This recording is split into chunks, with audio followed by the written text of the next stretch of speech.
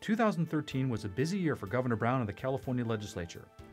Bills were debated and voted on that would impact energy, such as hydraulic fracking, education, including whether to make it easier to fire teachers, and immigration, including whether to allow undocumented immigrants to apply for driver's licenses. After the dust of the legislative session is cleared, what bills were vetoed and which ones were signed by the governor? And what does it all mean for the legislative agenda in 2014? We'll ask Assemblymember Kristin Olsen, a Republican from Modesto, Dan Walters, a political columnist with the Sacramento Bee, and John Myers, political editor for News10 in Sacramento. The California's 2013 legislative session, the good, the bad, and the ugly. Additional funding for the Maddy Report made possible by a grant from Paramount Agricultural Companies, growing healthy food for you and your family. From Fresno, the Maddy Report, with Executive Director of the Maddy Institute, Mark Keppler. Welcome. 2013 was a busy year at the state capitol, and we're fortunate to be joined by a key legislator and a key communications advisor for the Speaker of the Assembly today. Kristin Olsen is an Assembly member from Modesto, and Steve Maviglio is a communication advisor to the Speaker of the Assembly, John Perez. Welcome to the Maddy Report. Thanks. I should say welcome back because you've been on before. Kristin, let me start with you first. Every year, the California Chamber of Commerce comes out with its job killers list. There were 38 bills on that list this year. 37 of them were defeated. So was 2013 a good year for business? You know, it was a good year in the sense that we were successful in defeating many of the bills that would have led to more job loss in California. But I wouldn't call it a good year in the sense that at the same time we didn't do anything to proactively pass bills that will spur job growth, that will help families who are still desperately trying to find jobs, particularly in the San Joaquin Valley where we live. You know, we need the legislature to take action on positive steps that help spur job growth, not just on stopping bills that would make it even worse. Okay, well, Steve, one of the things that did happen this year, that the one chamber targeted bill that survived dealt with minimum wage. Is an increase in the minimum wage a good or bad thing for California's economy? Well, I think it's a very good thing. We are in a state now where the economy is recovering. We're growing faster than Texas in terms of job growth. We're leading the nation. The governor signed 13 bills passed by the legislature yesterday that enhances job creation. So I think it's the right move, and it actually avoided a major ballot showdown. Some people in labor were pressing to put something on the ballot that would increase the minimum wage with indexing. This was seen as a compromise, and even the chamber didn't squawk about this one too much. Indexing means that would increase automatically over time. Right, with the cost of living increase. Okay. Kristin, so we have overtime change, 25% increase in the minimum wage. We've got overtime rules I was going to talk about in terms of domestic workers. We've got expanding the definition of family leave. Did labor get too much, too little, or was it just right? You know, it's hard to say. I mean, there's no question about the fact that labor is a very powerful special interest group in Sacramento. We have many. And when the goal is good paying jobs so people can provide for themselves and their families, that's a good thing. But I do think a number of things went way too far. The overtime law now for domestic workers, I still have yet to hear a compelling argument that that's good for the workers themselves. Many of these people want to work overtime. They want to be able to earn more and provide for their families. And I think bills like that serve opposite interests. So overtime for domestic workers don't want overtime? I think if you talk to them, they'd probably say they do. And I think we're looking at the minimum wage worker, the lower medium income class workers. They want more of this pie that's growing in California. We've seen tremendous growth at the top end. Some of those at the bottom end need to share in our prosperity as well.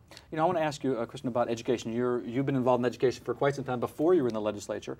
A lot of activity this year on education. Local control was a big issue. It's been a big issue for a while. The governor vetoed a bill to add more accountability on new school funding. He doesn't seem to want to burden districts with additional compliance requirements with the local control funding formula. Good idea or bad idea? I think it's a good idea. I actually believe this year was a very good year overall for education in California. We have a long way to go to reform policies that make sure we're achieving excellence for our students. But the local control funding formula empowers school board members to do the job they were elected to do. And that is to allocate resources to make decisions according to the unique needs of their district. And I agree with the governor that we are likely, through this formula, to achieve the goal in closing achievement gaps, so that all kids, regardless of where they live, have the ability to succeed in education and therefore later in life. You know, there also was an issue concerning whether we should continue the standardized STAR testing for K through 12 in California as we move to a new Common Core approach, and whether to actually report the computerized Common Core results. What are your thoughts on that? Yeah, this is a very complex one, and I was hopeful it would get to a good place where we could have a solid substantive transition plan to Common Core. Unfortunately, I think where the bill ended up was not in a good place. It eliminates all school testing in this year during that transition. And I equate it to as if I knew I was going to buy a car a year from now, and so I sold my current car today without any plan for how I would have a vehicle for transportation or public transit within that year until I get that new car. That doesn't make any sense. And so we need to be thoughtful about how we're going to make this transition. I think if we do it well, we have a great opportunity to bring problem-solving, critical thinking skills back to the classroom, something that employers say kids desperately need today and they're not getting. But to eliminate all school testing is bad for kids, it's bad for parents, and it's bad for schools. Well, another issue, Steve, was teachers and whether or not it should be easier, frankly, to fire bad teachers. Bill came out, the CTA, the Teachers Association, supported it. The California school boards did not. What are your thoughts on that bill? Well, this is an outgrowth of a bill that failed last year.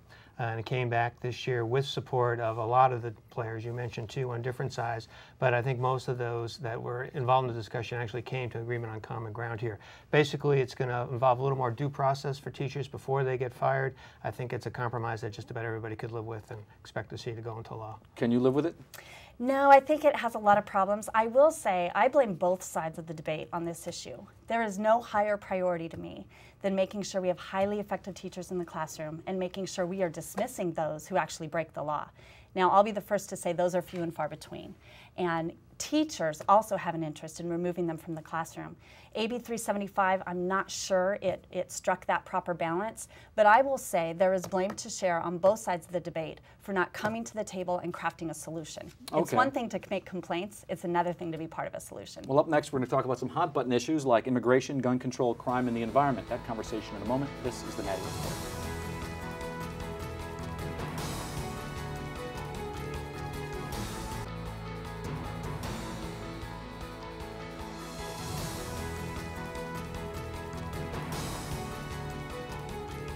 Welcome back. We're talking with Assemblymember Kristin Olsen, Republican from Modesto, and Steve Maviglio, Communication Advisor for the Assembly Speaker.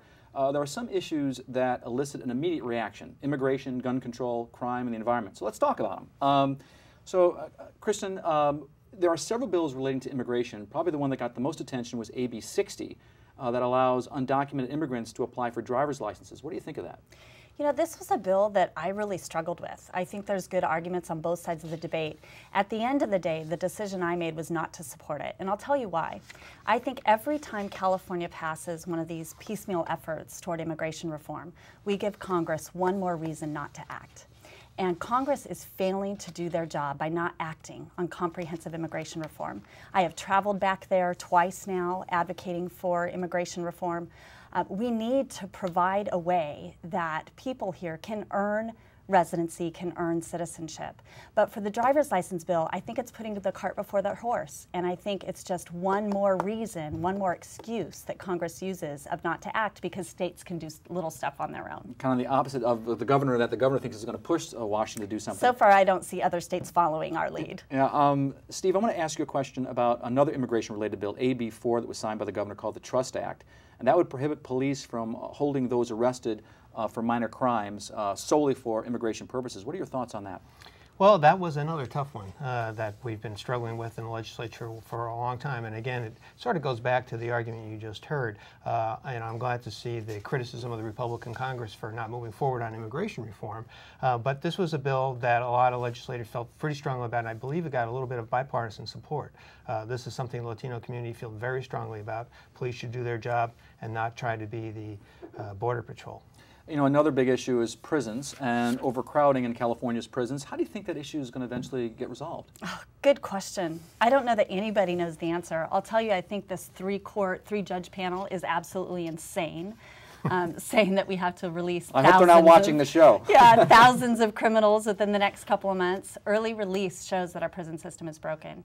At the same time, I think we need to rethink the way we run the prison system in California. I'm not sure it makes sense to house thousands of frail, ill, elderly people in a very expensive system. So we need to rethink our policies, but we also need to be given time to adjust, and for the court to tell us we have to release these prisoners immediately is crazy and hurts law-abiding citizens and families in our communities. And this was one of the several major issues that the Speaker and the Republican leader stood together on, along with the governor, and actually worked very hard on this. So we know there's not going to be any early release. That's everybody agreed on that. The Senate Democrats tried to go at this with a little different angle. Ultimately, a compromise that weighted heavily in favor of what the Assembly did was come to bear, and so we'll see what the court says now. Well, let me transition to another issue, Steve, and that is gun control.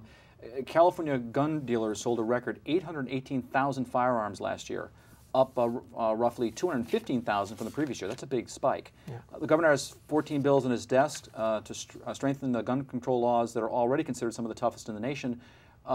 It sounds like he's going to sign some and not sign others. What are your thoughts on the need for more gun control? Well, I think what we've seen across the nation is a compelling reason why we need some more gun control. I think what came out of the legislature was not the strongest package in the nation. The Speaker actually voted against, I think, one major bill, and I think the governor will probably veto some. I think we're seeing a real public outcry in the wake of things that happened in Connecticut and throughout the nation, and California has stepped up and, as we have always done, leading with the assault weapons ban, trying to go to the next phase to make sure gun owners have their responsibility kept to have a gun, and also pass meaningful common sense legislation. We've done that. What do you think? You know, the fact is gun control measures do not prevent crime as much as we may want them to. Taking guns out of the control of law-abiding people actually helps criminals further their life of crime. And so we have to enter this debate with logic and facts, not with emotion.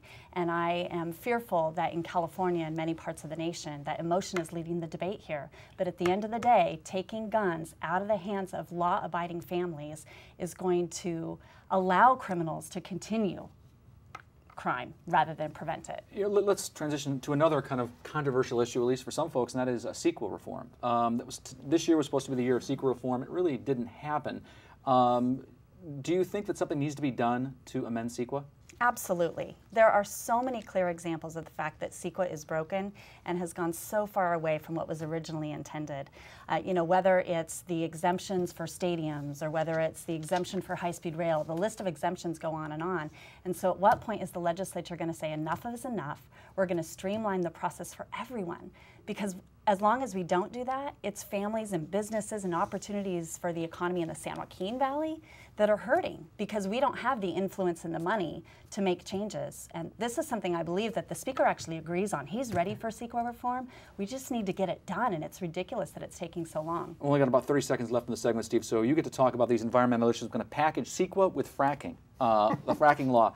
So did the environmentalists, are the Democrats concerned about whether the environmentalists are unhappy with what happened on those two issues this year? Some are, some aren't. A lot of environmentalists cheered what actually happened, and that's some meaningful first step regulation. It's not a ban, which many of them wanted. It's not continued exploitation, which is what the oil industry wanted, so I think we struck the right balance. Well, I want to thank Assemblymember Kristin Olsen, Republican from Modesto, and Steve Maviglio, Communications Advisor to the Speaker of the Assembly, for joining us. Up next, two of the state capital's top political pundits weigh in on the year that was. That conversation in a moment. This is the Maddy Report.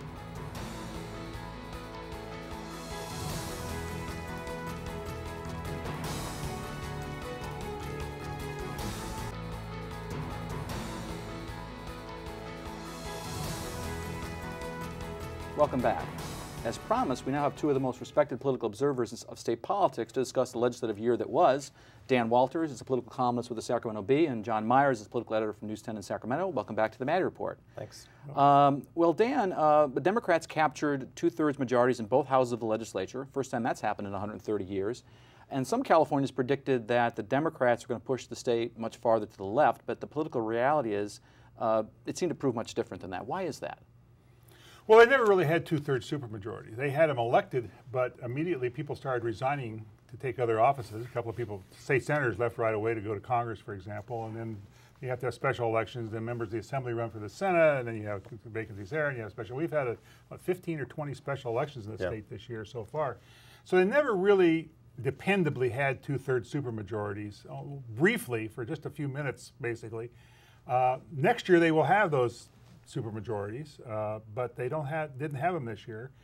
And there's also, the supermajorities are so bare, I mean, they're just barely there, and that they had no room for error. Even if they had the supermajorities, you have a certain number of moderate Democrats in both houses of the legislature. So if you try to do anything too wild and crazy, like go out and raise taxes again or something like that, you're going to run into that. And so the legislative leadership decided to hold off on anything bold this year because they really knew it wouldn't happen.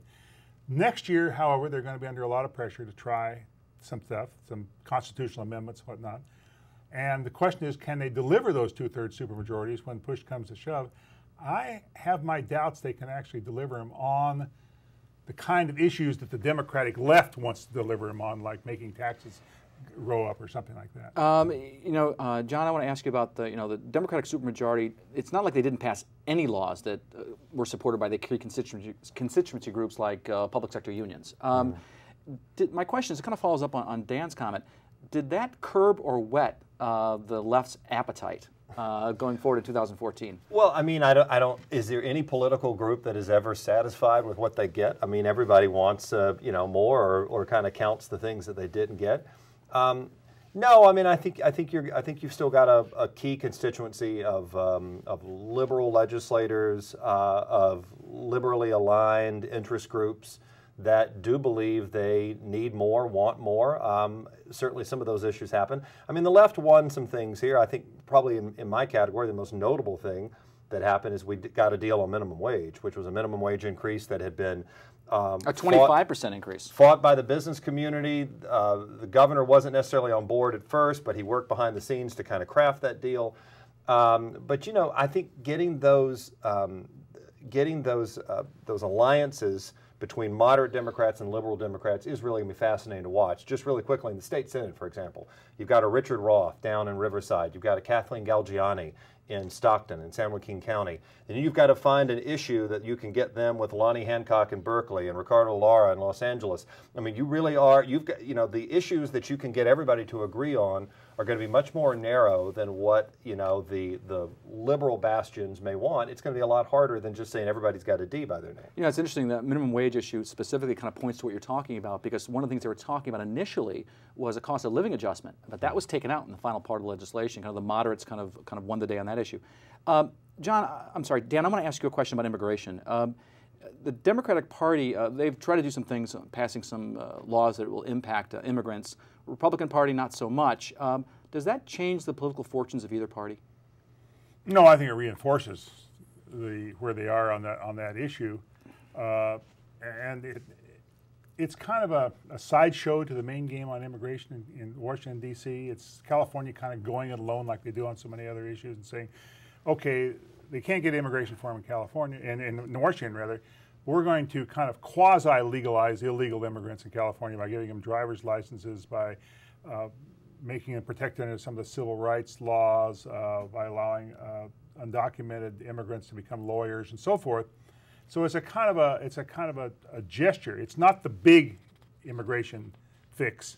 It's just kind of a California fix, and it certainly endears the Democratic Party to Latino voters, and probably alienates them even more from Republicans. But I don't think it really changes much in terms of dynamics. John, I want to talk to you about the environmental issues. I mean, the big issue was supposed to be CEQA reform this year. That didn't happen for all kinds of reasons. So the major piece of environmental legislation was on fracking.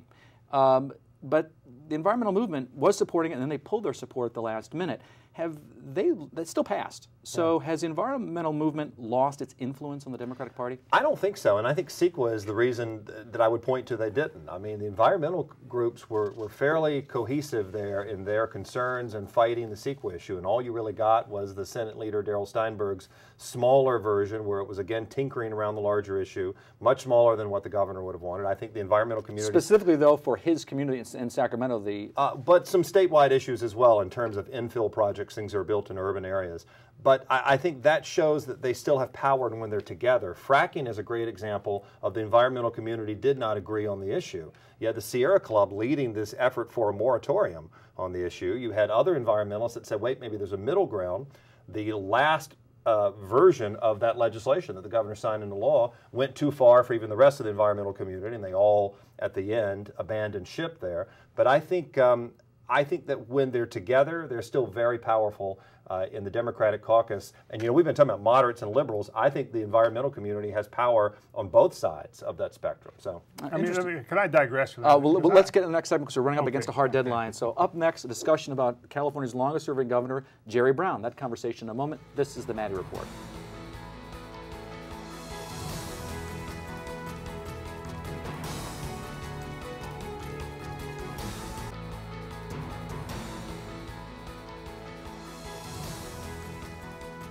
Welcome back.